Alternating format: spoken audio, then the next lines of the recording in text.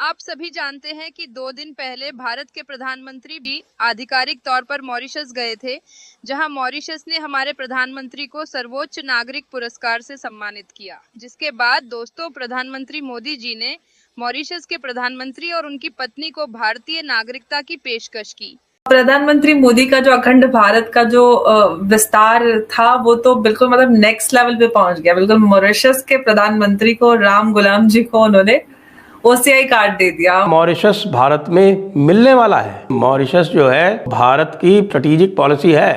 उस पूरे strategic policy में मॉरिशस का बहुत ही महत्वपूर्ण स्थान है। जो नरेंद्र मोदी मॉरिशस गए, मोदी साहब ने मॉरिशस को कहा मिनी इंडिया, और उन्होंने भोजपुरी और मैथिली जुबानें जो हैं उसमें भी बात की। उन्होंने जो मॉरिशस का जो लिंक है भारत से, उसको एक बार पुनर्जागृत किया। ऑफिशियली ये पॉसिबल है कि मॉरिशस भारत का हिस्सा बन जाए। अभी तो फिलहाल पीएम को ओसीआई कार्ड मिला है मतलब सबको ही आधार कार्ड मिल जाएगा, ऐसा कुछ आपको नजर।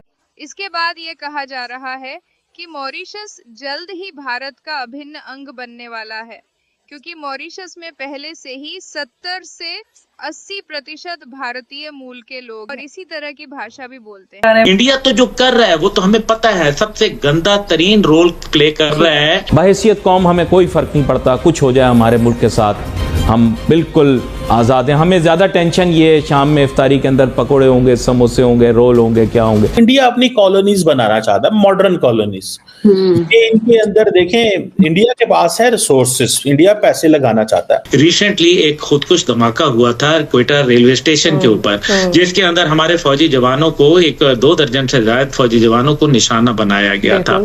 अल्लाह हमारी कौम की हिफाजत फरमाए। मैं सिर्फ ये दुआ कर सकता हूँ, क्योंकि देखें कि अभी तक हमारा अपना ही नैरेटिव तैयार नहीं हुआ कि इस वाक़े के बारे में हमने क्या कहना है।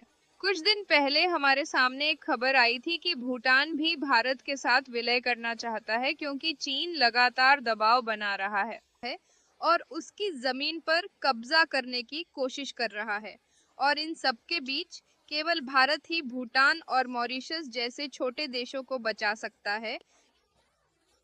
चीन और अन्य महाशक्तियों को चुनौती देने की क्षमता रखता है। तो चलिए देखते हैं इसके प्रति पाकिस्तानी मीडिया की प्रतिक्रिया। प्रधानमंत्री मोदी का जो अखंड भारत का जो विस्तार था, वो तो बिल्कुल मतलब नेक्स्ट लेवल पे पहुंच गया। बिल्कुल मॉरिशस के प्रधानमंत्री को, राम गुलाम जी को उन्होंने ओसीआई कार्ड दे दिया। मतलब कैसा लग रहा है? वही अखंड भारत, मजा आ रहा है मुझे तो। ओवरसीज सिटीजन ऑफ इंडिया, भाई मॉरिशस आपके हिसाब से अलग देश है, उसके पीएम को आप भारत का सिटीजन बना दे रहे हैं। उधर इंडोनेशिया के पीएम का डीएनए भारतीय निकल आ रहा है। सिंपल है भाई कि आपको जो है ठीक है, आप चीजों को देखिए। मॉरिशस जिस जगह पर, जिस पोजीशन में है, अगर फर्स्ट हेल्प किसी की लगेगी तो वो भारत की लगेगी। और उस काफी समय से, मतलब जब देखिए इसे हिंद महासागर कहते हैं, तो यहाँ पर भारतीय सेना का प्रभुत्व था। तो आदिकाल से वो हमारी भूमि थी, हमारी टेरिटरी थी। ये जो हमारे विजनरी प्रधानमंत्री हुए थे, जो अपने आप को प्रथम प्रधानमंत्री कहते हैं, उन्होंने ये सारी चीजें भारत के हिस्से से निकाल दी थी। अब नेचुरल उसमें जो है ये भारत में आ रही है।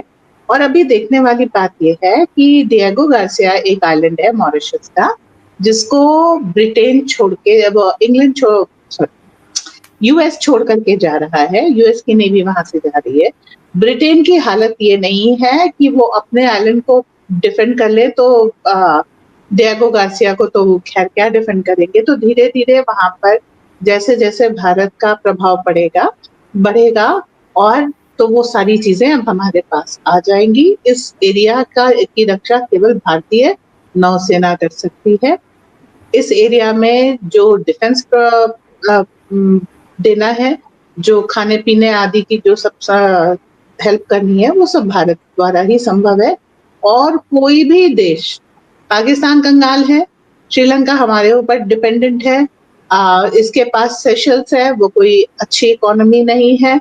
तो आप ये मान लीजिए कि यहाँ पर कोई भी और हेल्प नहीं कर सकता, हेल्प केवल भारत कर सकता है। तो मालदीव की मोइज़ू की तरीके से समर सॉल्ट का गुलाटी खाने की बजाय राम गुलाम जी सीधे सीधे भारत के साथ अच्छे संबंधों के पैरोकार बने हैं। धीरे धीरे उन्होंने सारी चीजें अच्छी कर ली।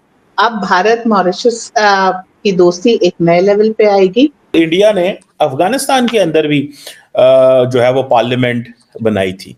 Just to give a message, India ये काम करता है, व्हाई? बिकॉज ये वेस्टर्न वर्ल्ड को बहुत अच्छा लगता है। देखें जी, ये जमहूरियत को सपोर्ट करते हैं।